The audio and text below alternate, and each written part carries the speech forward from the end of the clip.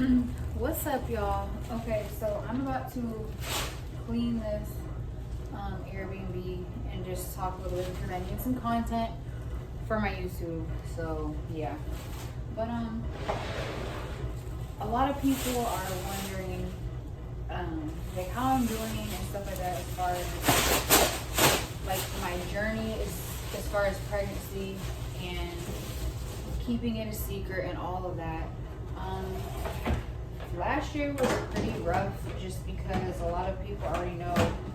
In the beginning, we had like a messed up landlord, which is still after us, by the way. We haven't even been there for like a year, but anyways. So yeah, we had a messed up landlord that we had to deal with. My husband was out of work for surgery and some other stuff related to his health. So that put a damper, and then I started working for a couple cleaning companies, which ended up to be a dud because they used me and I was getting like $10 an hour from them. So it was not worth it. So I did end up starting my business. I think it was in the beginning of last year, just about the beginning of last year, and it was going very well, and it still is going very well. But then I got pregnant unexpectedly. I'm not saying it's not a blessing, I'm just saying it was unexpected. Excuse me, sorry y'all. Just saying it was a little bit unexpected, so it kind of like blew me by surprise.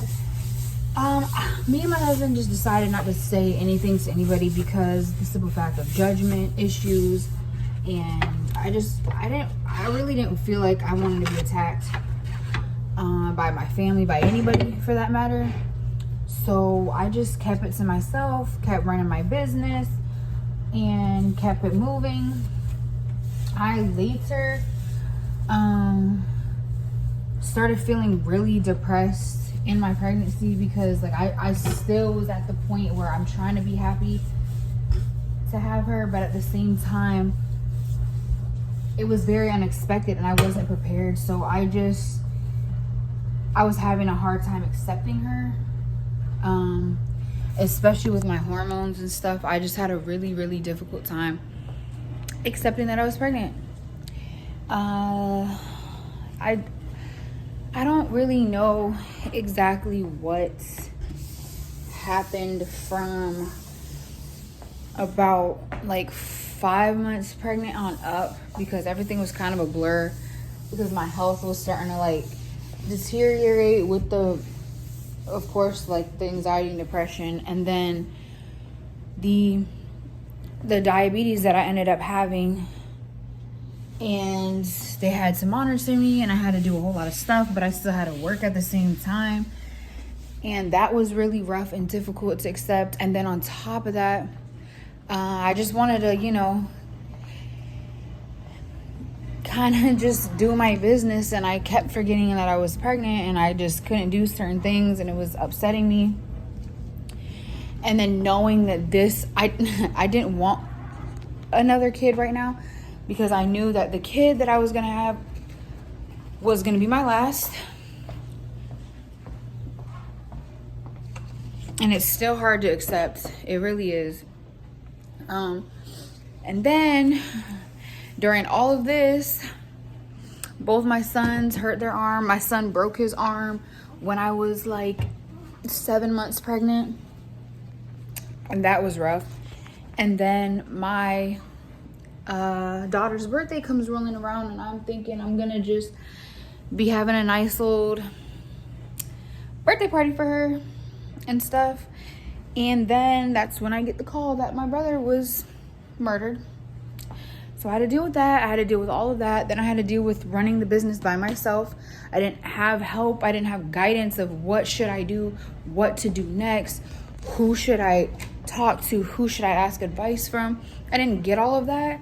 So it was very, very difficult. I'm so sorry, y'all, that I'm moving around so much. I'm trying to clean. But yeah, so it was just very difficult. And I think the hardest, and then we got COVID. And it was rough, and then he was out of work, I was out of work, just the normal marital problems, because of the finances and other things, and just, it was a lot.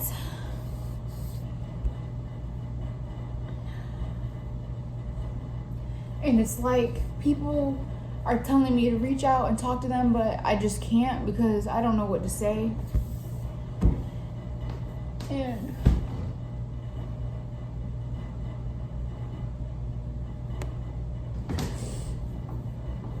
it's just been really hard to try to keep a straight face, and it's even more difficult when you take it out on your kids. So you find yourself nightly having to apologize for treating them like shit. And it's just difficult because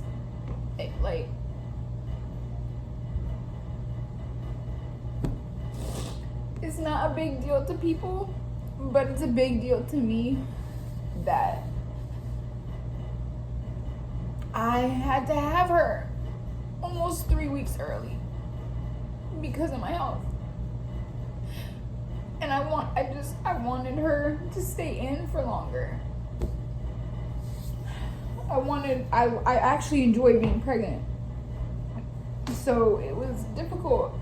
And then it was like, I had my appointment Monday, and they were like, well, Wednesday you're getting induced, so be prepared. I didn't wash anything, anything. Nobody knew I was pregnant, so I didn't really have anything. And it was difficult. And now she's here, and it's like I love her and stuff, but it's hard it's hard to accept the fact that she's the last and that she is here. Like, it's not even her due date yet. She would have still, I would have still had, I would have still been pregnant still. I would have still had another week left. And it sounds petty, but when you go through it and choices aren't yours to make, that's when it gets really difficult. So I've had a rough time, and I feel like nobody really understands. Like, they say they understand, and like they just don't. Like, they just don't get it.